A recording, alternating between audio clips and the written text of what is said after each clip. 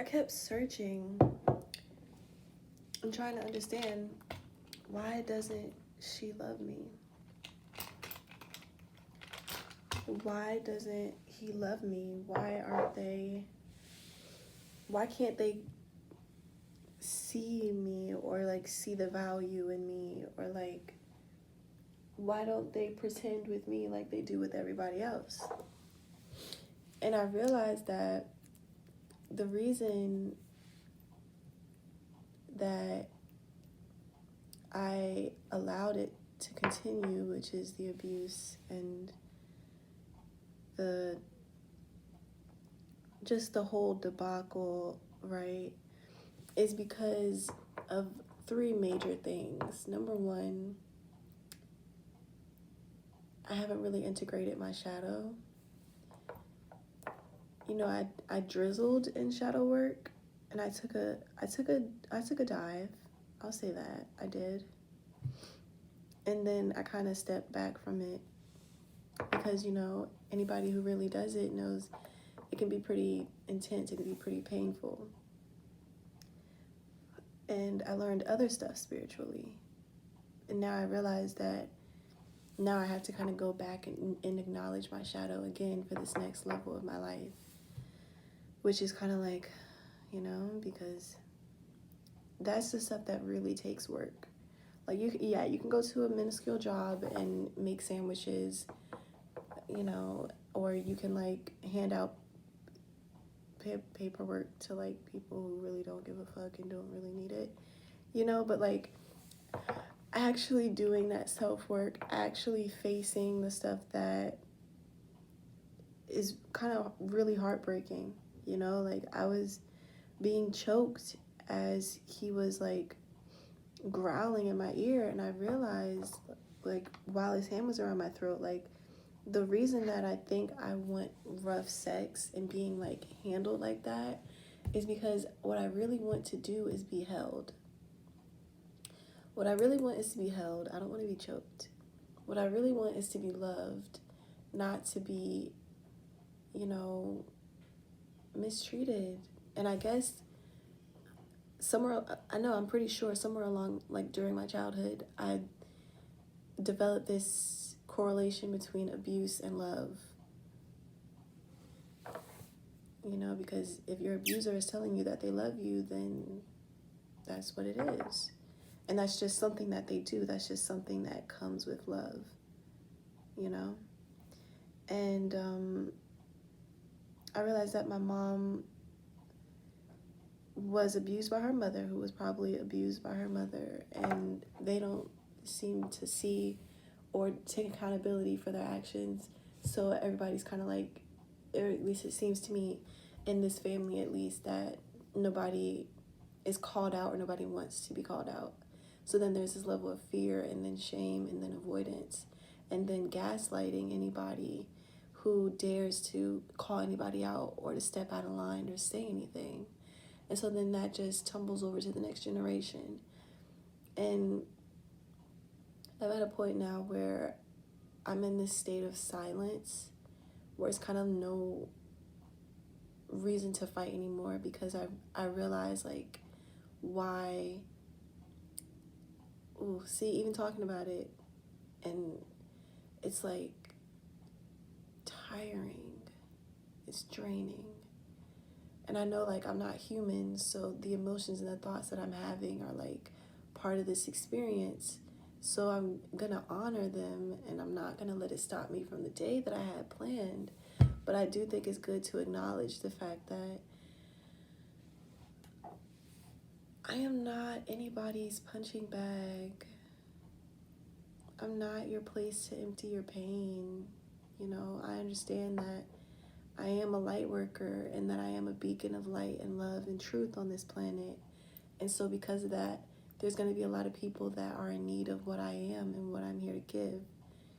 But I realize that I can't allow people to deplete me and to drain me and to disillude me and make me, or I can't give my power away to people and their own patterns, you know, or their projections. you know, and perceptions of me, because usually they're wrong. Pretty much most of the time they're wrong. I've had people tell me they think that I'm mean, and I began to think that I was mean. And it's like, I don't even fly at flies. You know, I give my last to people. I always think of how other people feel before I even consider myself. And I'm not saying those are the key components to being kind, but like, the way that I move through the world is from a kind, pure place. That's like baseline, you know? And it was kind of like really more sad to me, I think, once I realized that I was using sex as like an excuse for the abuse. Like, yeah, you know, I'm gonna let him back into my room, into my bed, into my body, because I don't want to think about how I'm really feeling. Because when I'm having rough sex, or just sex, because that's how I've known sex ever since I was like 10, is when I first saw porn, you know, and my life has never been the same. And that became my definition of love, is like, and then after I got raped multiple times, sexually assaulted, and even like as a child being sexualized, it was never really like something that, being blackmailed with sex as well, it was like, I didn't really ever have my mother never gave me the talk about sex, so it was never really like this pure love type of thing. It was something that was nasty and to be ashamed of, and dirty and sad or dark or scary, or something that should be skipped over, you know. And I realized how that kind of like affected my sense of self, and feeling like, oh, well, me going out with guys is a bad thing, or I'm something that my mom doesn't want to be seen with or to talk about. I'm not something that she's proud of, because I was raped and I was looking for love in the same places where I got hate. And I realized that plays out in the same way, like looking to my mom to love me, and she did not love me because she didn't love herself, and she couldn't forgive her mother, and she couldn't forgive my father, so she couldn't love or forgive me. And even now, sometimes I like talk to her, and sometimes I think that like she's finally coming to me with love, and she's finally like changing and healing. But then she shows me again that's not the case. And it's like, how many chances am I going to keep giving these people? No. This is not an emotionally or physically safe place for me. These are not people that I want to have in the new chapter of my life. I can forgive, and I will forgive, because I know I deserve that. However, the whole like kumbaya, like, you're still a part of my family, I'm gonna consistently forgive you and allow you to disrespect me, no. I see something, I'm letting you know about how I feel about it.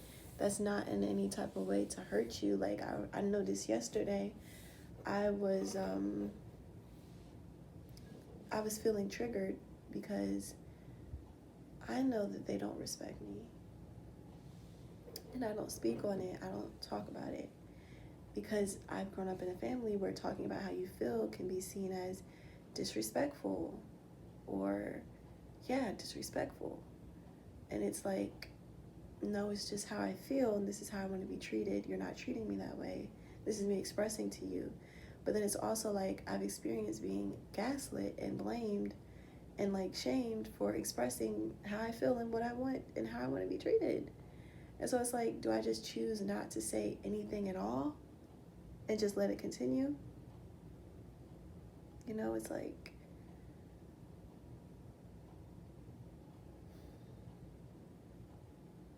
it gets to the point where I don't even want to write about it, because it's just like this black tar that I feel like my foot is stuck in, or is like stuck in my throat.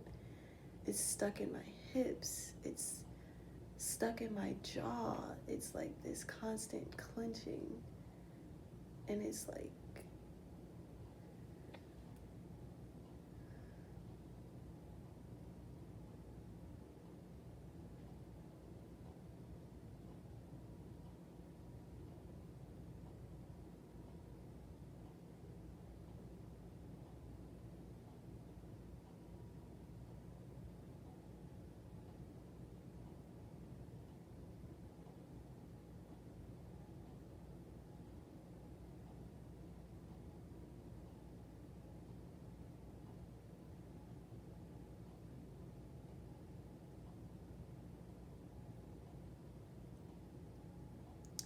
I feel a pressure on my chest right here.